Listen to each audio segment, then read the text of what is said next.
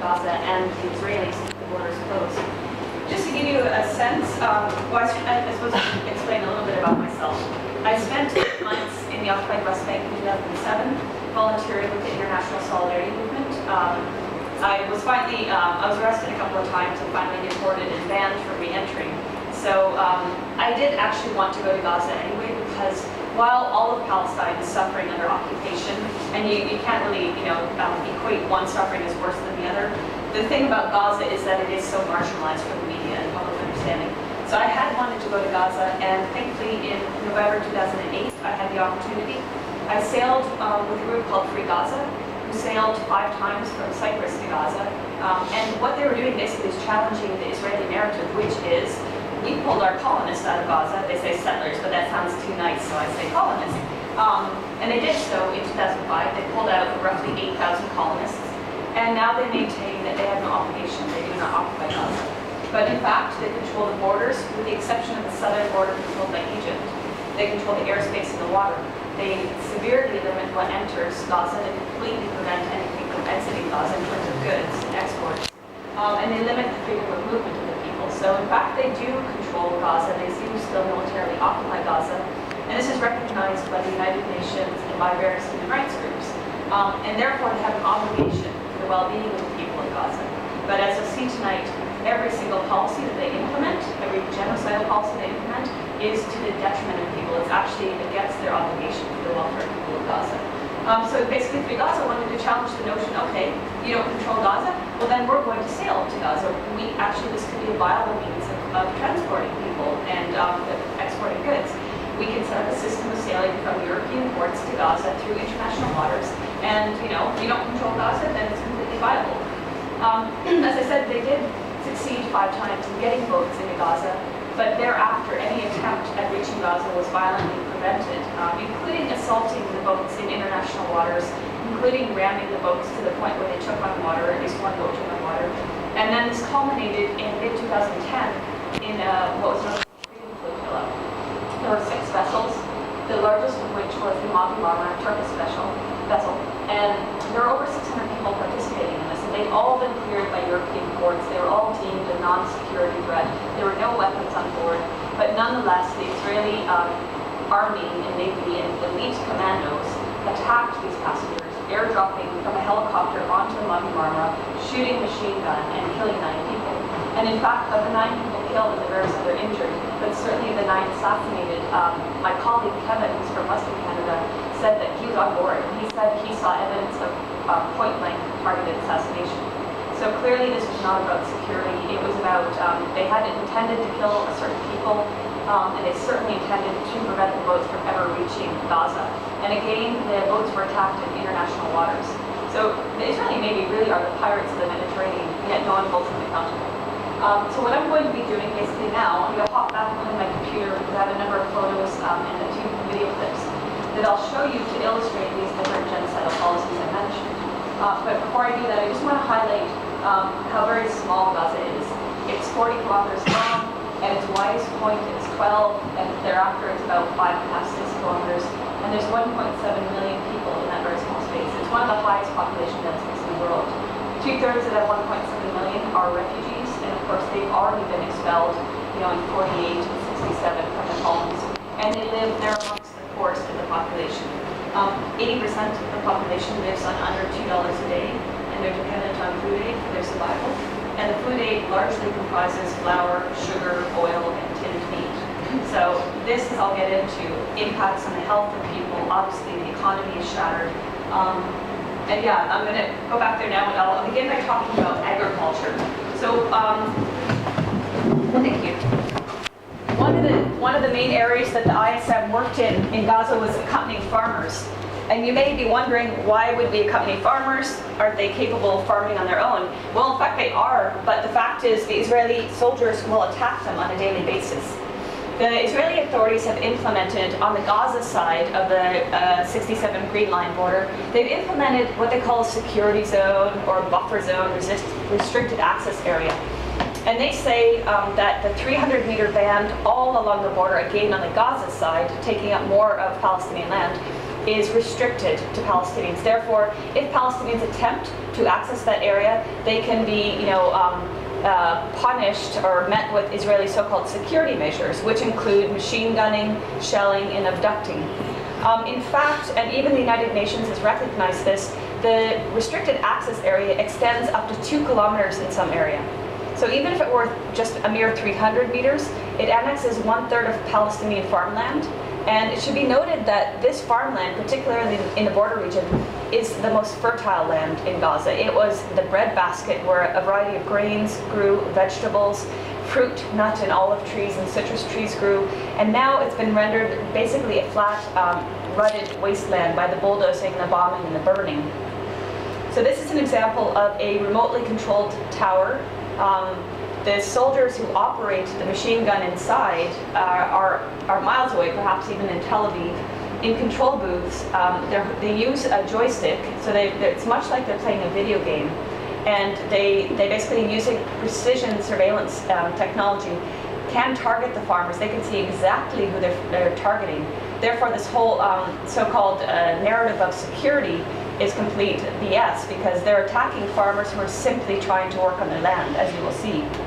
Otherwise, there are standard military towers like this, and jeeps patrolling the border all hours of the day, every day. So I think this photo illustrates, aside from the fact that there are 3 soldiers who have their guns drawn and are in fact firing upon us, this also illustrates the imbalance. On the other side, it's green and fertile and lush, and there's a tree line. On the Gaza side, it's flat, there's no trees, they've all been destroyed. It's rutted from the repeated bulldozing. And this, of course, is the same land. On the Gaza side, it used to be fertile and abundant with all the trees that I mentioned. So what we would do, sometimes it doesn't focus. What we would do is we would wear these bright fluorescent vests. Of course, they're very thin, they don't provide any sort of security. But the reason being, again referring to the Israeli narrative, and when I say Israeli, by the way, I'm referring to the army or the authorities. But referring to their narrative, they would say a suspicious person approached the fence, and we took security measures. We fired warning shots, which implies firing shots into the air. But in fact, you can see how flat it is. With the naked eye, you can see perfectly well who's on the land. In fact, they were attacking farmers well beyond 300 meters.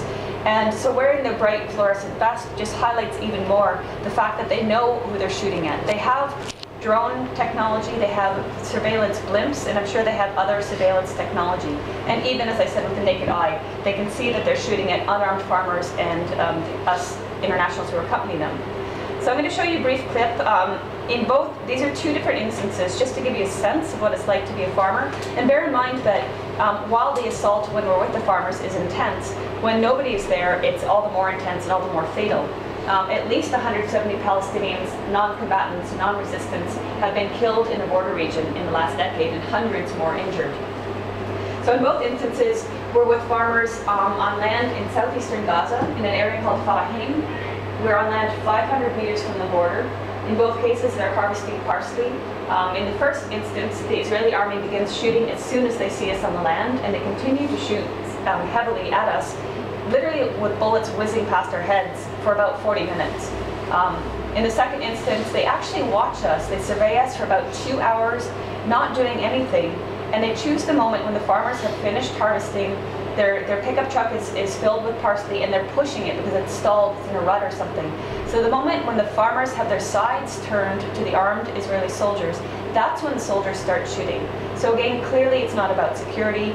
They're outside of the so-called unilaterally imposed no-go zone, and they're in a vulnerable position when they're fired upon. And by the way, watch the front of the white pickup truck, because you will see a farmer get shot.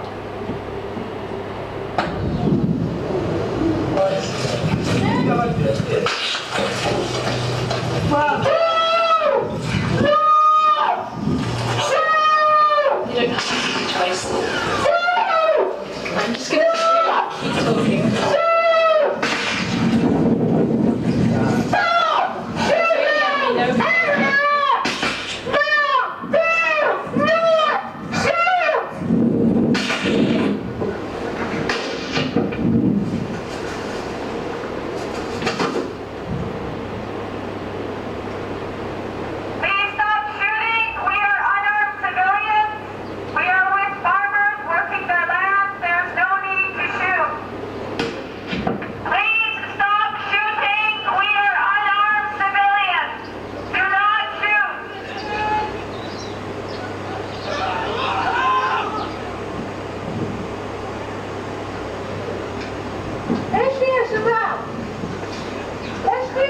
Shit.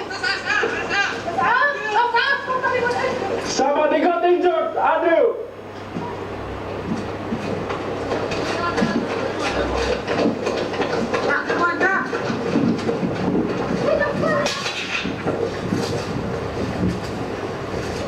Why are you shooting?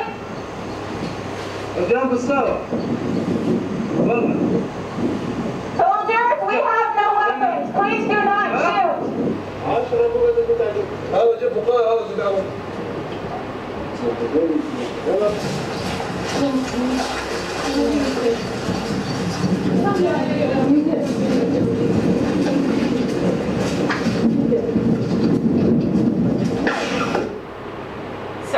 you can see in the video that the land is flat. There's absolutely nowhere for the farmers to take cover when they're being assaulted, which is why there's been so many fatalities.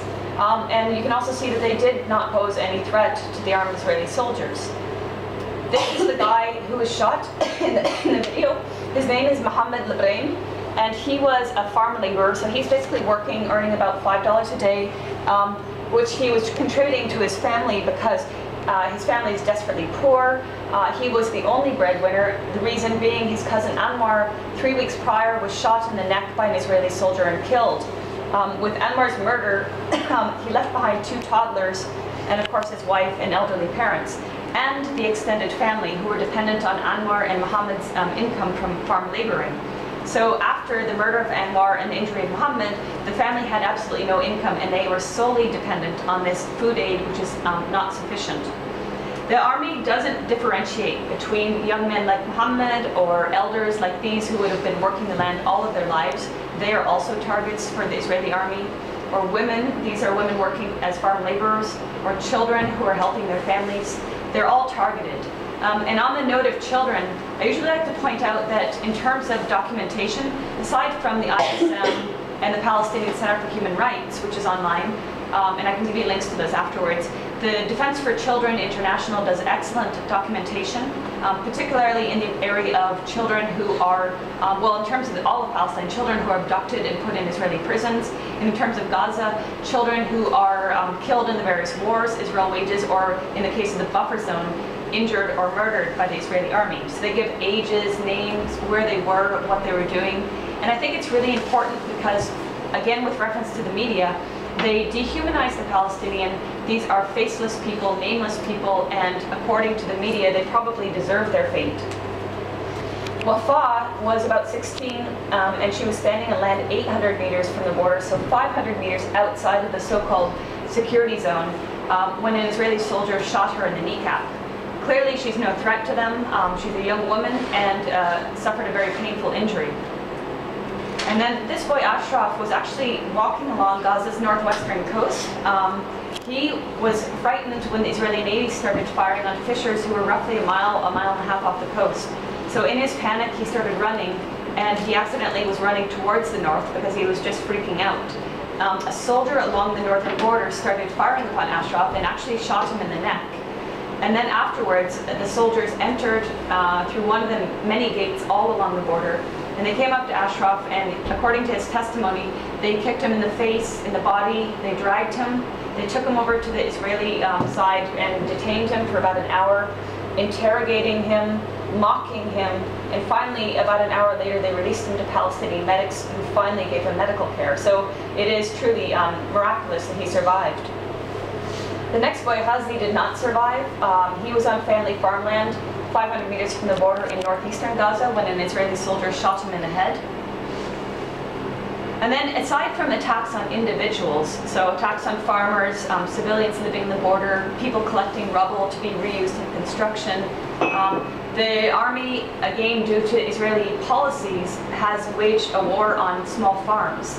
So in the case of this particular farm, the farmers Jabir and Layla lived in this house about 500 meters from the border. They had a chicken barn, which you can see on the right-hand side of the photo. And the grassy area in the foreground once was lush and abundant with different fruit, nut, and olive trees. But in May 2008, the army came in. I mean, they suffered daily assaults, daily shootings from the army along the border. But then they've suffered 3 major invasions. So May 2008, the army comes in and destroys all of their trees and throws explosives into their chicken barn. killing all but 300 of their 2,000 birds, which to our standards is not a lot of chickens, but for a small farmer in Gaza, whose livelihood this is, it's crucial. The next year they came back again in May and destroyed more land, and then in the following year, in May 2010, the army came back and bulldozed the remnants of the chicken barn, plowing the crops Jabbar had stored in the barn, plowing them into the ground, and destroying some farming equipment.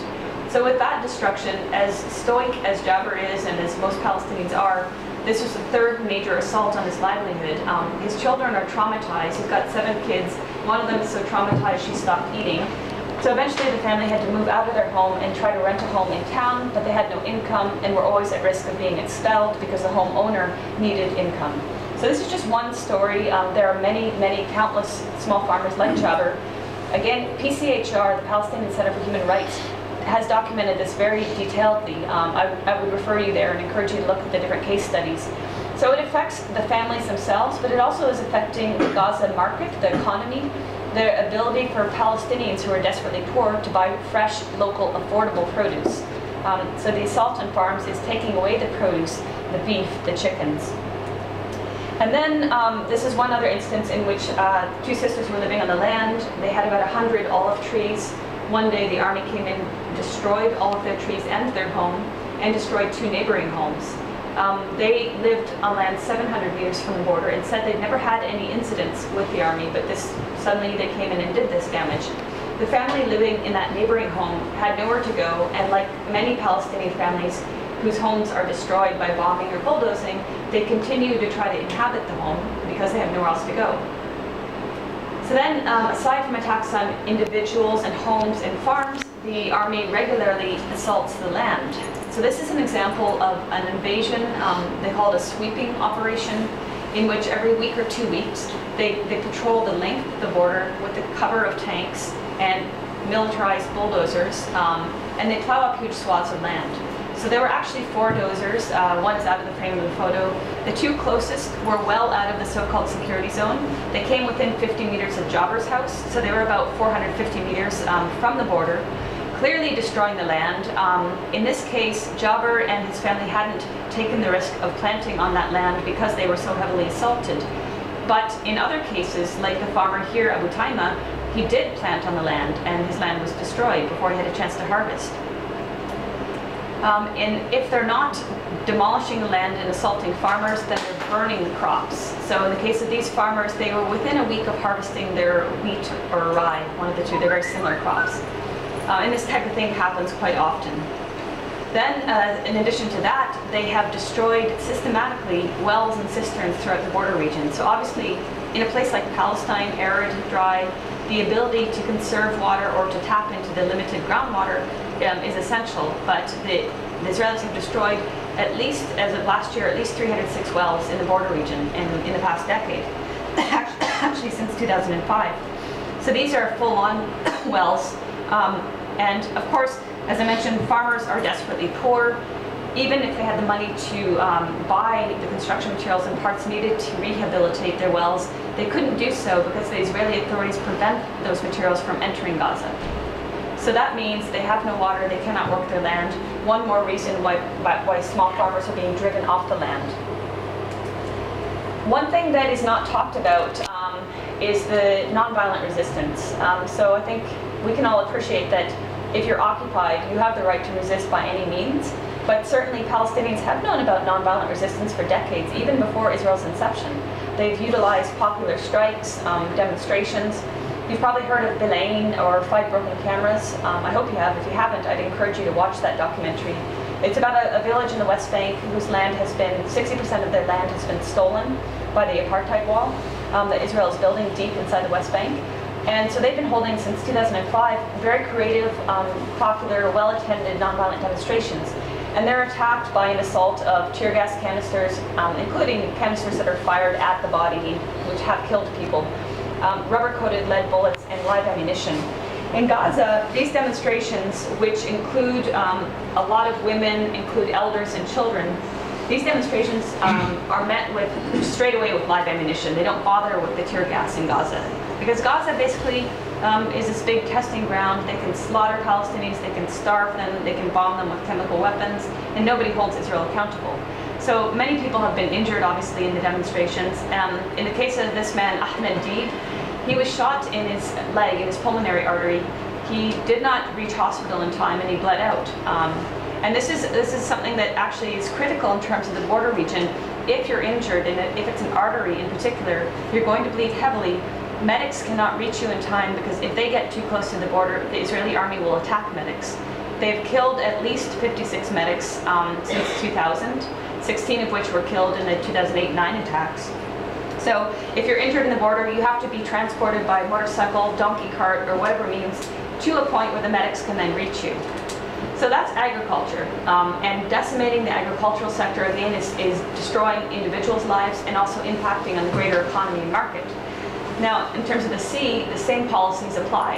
And whereas fishers have the right to fish 20 miles off the coast, the Israeli authorities have whittled that down, unilaterally restricting Palestinians to sometimes 3 miles, sometimes 6 miles. I believe Noor said in her recent message that it's 6 miles now. But when I spoke with fishers, they said it doesn't matter if it's 6 or 3. The fish are found beyond 7 or 7.5 miles. The reason being that there are migrational fish that pass at that depth, and also at that point the sea bottom changes from sandy to rocky, and this is a climate that's hospitable to fish life.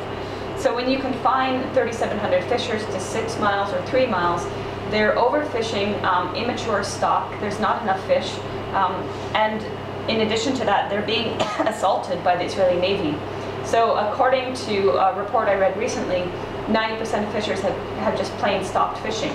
Again, this is crucial because fishers are amongst the desperately poor, and because not only are they providing nutrition to their families, but also to the Gazan market, which historically and traditionally has a very high dependence on fish in their diet.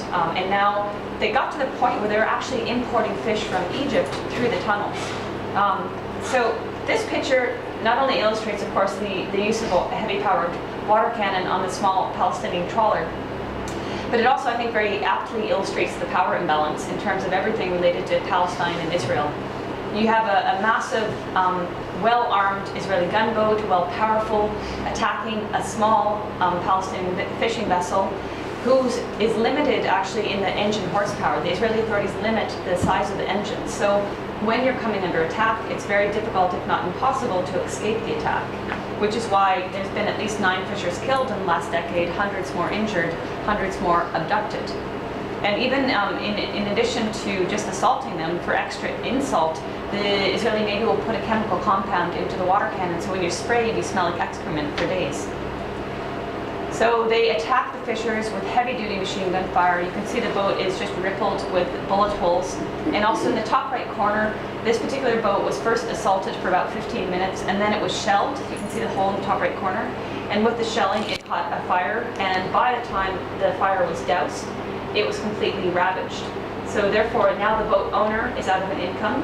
The 8 or so fishers who worked on the boat are out of incomes, etc. The people that worked on, I'm losing my words here. The people that provided the nets or the fishmongers are out of a source of fish, and the boat owner cannot afford to rehabilitate his boat because he's desperately poor. And even if he could, the Israeli authorities do not allow the fishing materials, the fishing equipment, the engines into Gaza because they control the borders and they control what enters and what exits.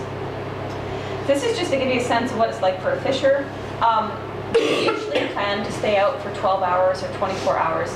So in many instances, when they're assaulted, and they're assaulted even a mile off the coast, it has nothing to do with the limits. The Israeli Navy will come right up to the coast and assault the fishers. When they're assaulted, if they manage to escape their assault, uninjured or not murdered, they often, in many cases, are assaulted again and again in the same day.